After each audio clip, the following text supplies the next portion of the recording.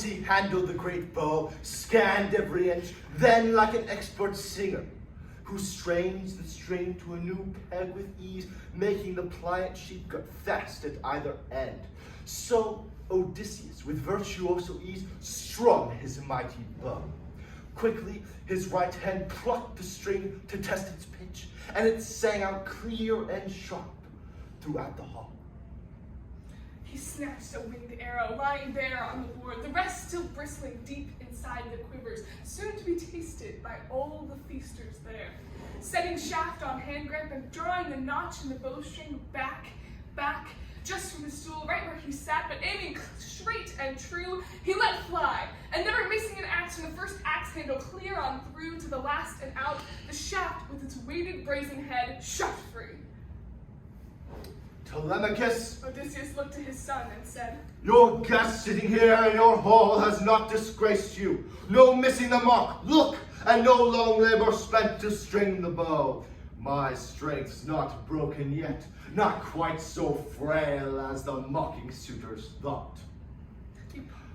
But the hour's come to serve our masters right.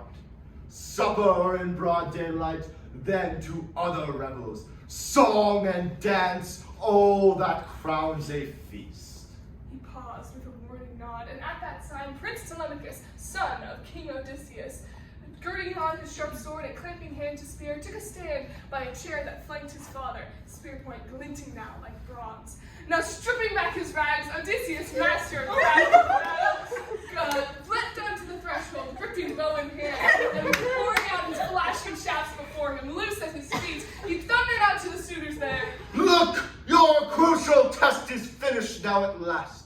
But there is a target left that no one's hit before. We'll see if I can hit it. Apollo, give me glory. With that, he trained a stabbing arrow on Antinous, just lifting a gorgeous golden lemon cup in his hands, just tilting the two-handed goblet back to his lips. But Odysseus aimed and shot Antinous square in the throat. And off to the side he pitched. The cup dropped from his grasp. The suitors burst into an uproar all throughout the hall when they saw them. Their chairs, feeling about, desperate, scanning the stone walls, not a shield in sight, no rugged spear to seize. Groping, frantic, each one persuading himself that the guest had shot the man by chance. Poor fools, blind to the fact that all their necks were in a noose, their doom sealed. With a dark look, the wily fighter Odysseus shouted back to them, You dogs! You never thought I'd return from Troy. So cocksure, you bled my house to death, ravished my servant women, wooed my wife behind my back while I was still alive. No fear of the gods who reign in the sky up there, no fear that man's revenge might arrive someday. Now all your necks are in the noose. Your doom is sealed. Terror gripped them, blanched their faces white.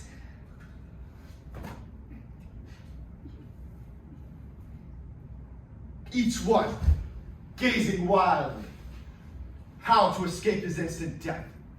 Only Eurymachus had the breath to venture. If you're truly Odysseus of Ithaca, home at last, you're right to accuse these men of what they've done.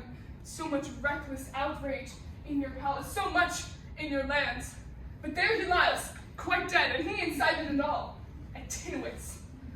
Look upon the man who drove us all to crime. But now he's received the death he so deserved. So spare your own people. Later will recoup a cost. A tax will lay upon the land, covering all that we ate and drank inside your halls. And each of us shall pay our fair measure. 20 oxen in value, and gold and bronze we'll give you until we melt your heart. Before we've settled, who on earth could blame you for your rage? But the battlemaster kept on glaring. Seething. No, Eurymachus, not if you paid me all your father's wealth, all you possess, and all I could pour in from the world's end. No, not even then would I stay my hand from slaughter, till all you suitors have paid for all your crimes.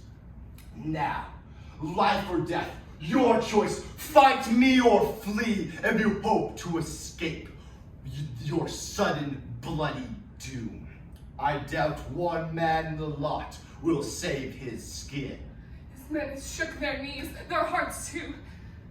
But Eurymachus spoke once more, now to the suitors. Friends, this man shall never restrain his hands, invincible hands. Now that he sees the polished bow and quiver, he'll shoot from the sill until he's killed us all. So fight, call up your joy of battle, swords out, tables lifted, block his arrows winging death. Charge in a pack, try to rout him from the sill, the doors, run through the town and sound an alarm at once. Our friend shall soon see that he's shut his bolt. Brave talk. He drew his two-edged sword, one home for kill, and threw himself at Odysseus with a raw, savage cry. In the same breath that Odysseus loosed an arrow.